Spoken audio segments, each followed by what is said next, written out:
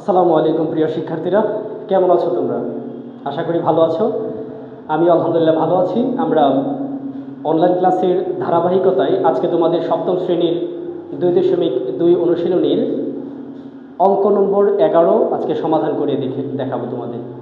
তোমরা আশা করি শেষ পর্যন্ত ভিডিওটি দেখবে এবং আমাদের এই পেজকে ফলো দিয়ে রাখবে।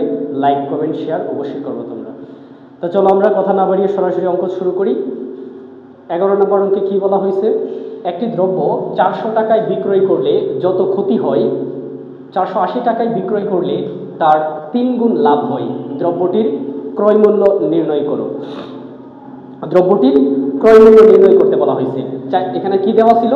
একটি দ্রব্য 400 টাকায় বিক্রি করলে, কোনো একটা দ্রব্য যদি তুমি 400 টাকায় বিক্রি করো তাহলে যত টাকা তোমার ক্ষতি হয়, কত টাকা ক্ষতি হয় সেটা দেওয়া না, বা যত টাকা ক্ষতি হয়, যদি ওই দ্রব্যটা, ওই 400 টাকার দ্রব্যটা যদি আমি 480 টাকায় বিক্রি করি, 400 টাকায় বিক্রি করলে যত টাকা ক্ষতি হয়, ওই দ্রব্যটা যদি আমি 480 টাকায় বিক্রি করি তাহলে তার 3 গুণ লাভ হয়। তাহলে দ্রব্যটির মূলত ক্রয় মূল্য কত ছিল? যে দ্রব্যটি 400 টাকায় বিক্রি করলে ক্ষতি হয়ে যায়, আবার 480 টাকায় বিক্রি করলে 3 গুণ লাভ হয়ে যায়। তো চলো আমরা শুরু করি অঙ্কটা।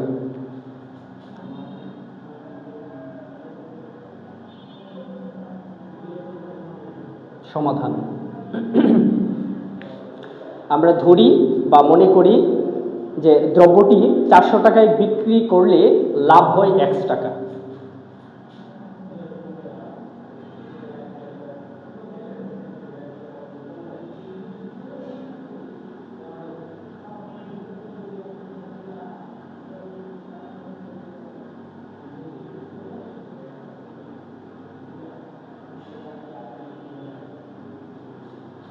লাভ হয়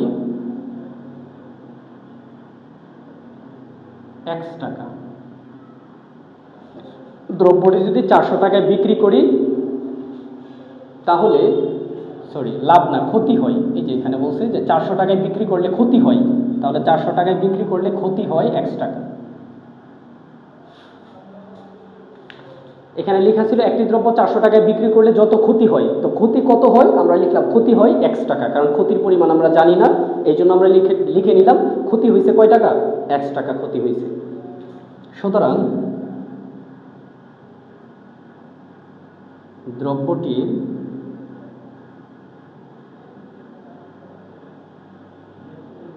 ক্রয় মূল্য, দ্রব্যটির তাহলে ক্রয় মূল্য কত হইব?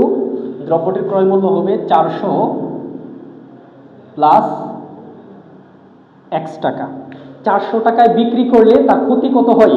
x টাকা ক্ষতি হয়। এখন ক্ষতিটা কি হয়েছে? প্লাস হয়েছে, যোগ হয়ে গেছে, কারণ ওই ক্ষতি সহই তো মূলত ক্রয় মূল্যটা, ক্ষতি সহই তার ক্রয় মূল্য।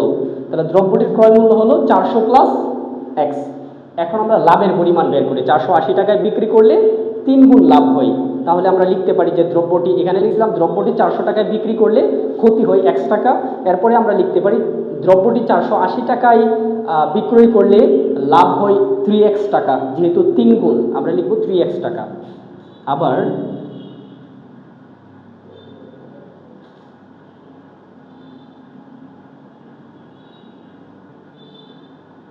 দ্রব্যটি 480 টাকায়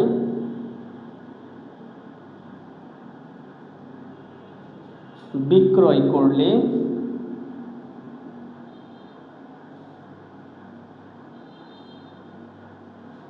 লাভ হয়, 480 টাকায় বিক্রয় করলে লাভ হয় কত গুণ? 3 গুণ, তার মানে কি 3x টাকা। 3x টাকা। তাহলে এই দ্রব্যটির আবারও বের করি, তাহলে দ্রব্যটির ক্রয় মূল্য, সুতরাং দ্রব্যটির ক্রয় মূল্য, দ্রব্যটির মূল্য এখানে দেওয়া আছে 480, তার থেকে মাইনাস হইব 3x টাকা। তুমি যদি দ্রব্যটির কিনার মূল্য বের করতে চাও, যে কিনছিল কত দিয়া, তাহলে কি লাভের অংশটুকু বাদ দিতে হবে।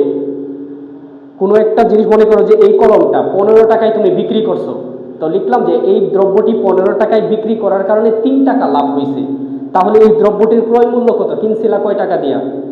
যে দ্রব্যটির ক্রয় মূল্য আমরা বললাম দ্রব্যটি 15 টাকায় বিক্রি করার কারণে 3 টাকা লাভ হয়েছে, তাহলে 3 টাকা বাদ দিলে অর্থাৎ 12 টাকা দিয়ে তুমি এই কলমটা কিনছিলা। এইভাবে এখানে দ্রব্যটি 480 টাকায় বিক্রি করে লাভ হয়েছে 3x, তাহলে দ্রব্যটির ক্রয় মূল্য কত, লাভের অংশটুকু বাদ দিয়ে দিতে হবে।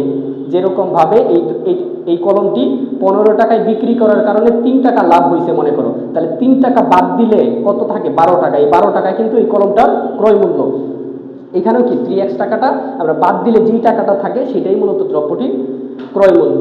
ফাইন, এখন ক্রয় মূল্য কয়টা বের হয়েছে, 2টা বের হয়েছে। দ্রব্যটির ক্রয় মূল্য যদি ক্ষতি হয় তাহলে দ্রব্যটির ক্রয় মূল্য 400 প্লাস x, আর 3 গুণ লাভ হইয়া ওই দ্রব্যটির ক্রয় মূল্য কত হয়েছে, 480 মাইনাস 3x। এখন আমরা প্রশ্ন মতে সাজিয়ে x এর মান বের করতে পারি।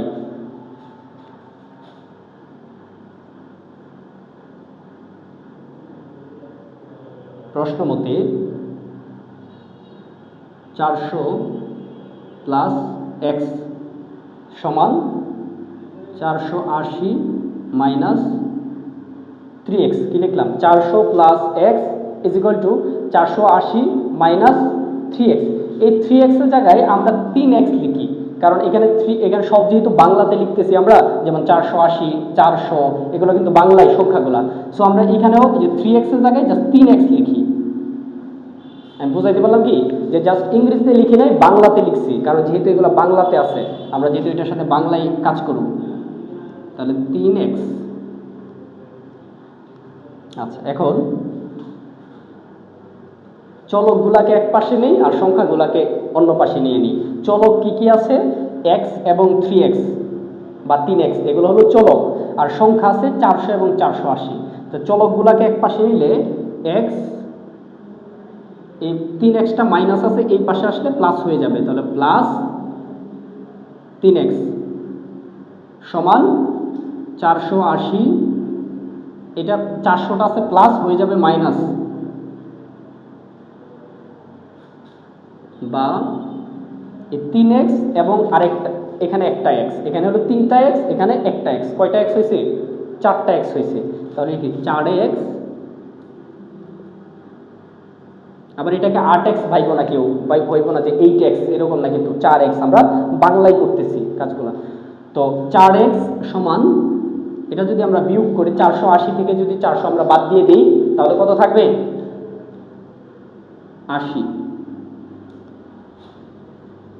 বা x সমান 80টা উপরে 4টা নিচে, সুতরাং x ইজ ইকুয়াল টু 4 20 80 মানে 20।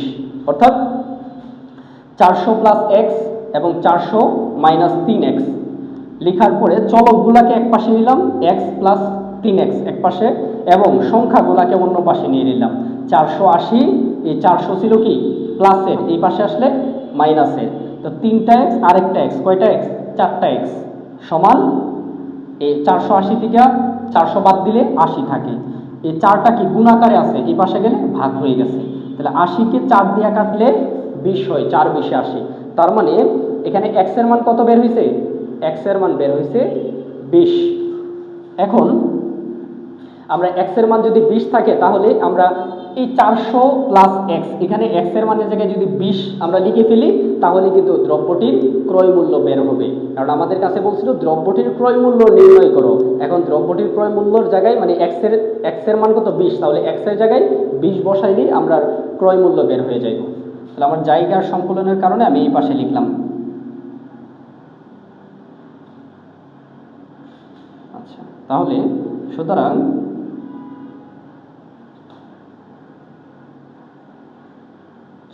টাকায়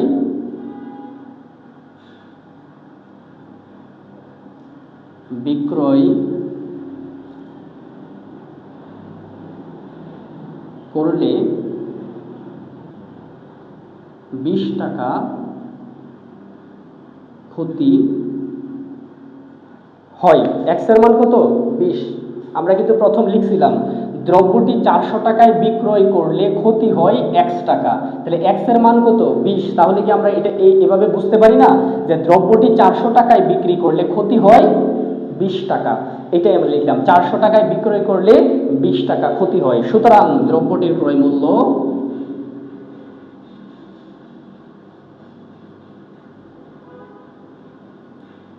সুতরাং দ্রব্যটির ক্রয় মূল্য কত?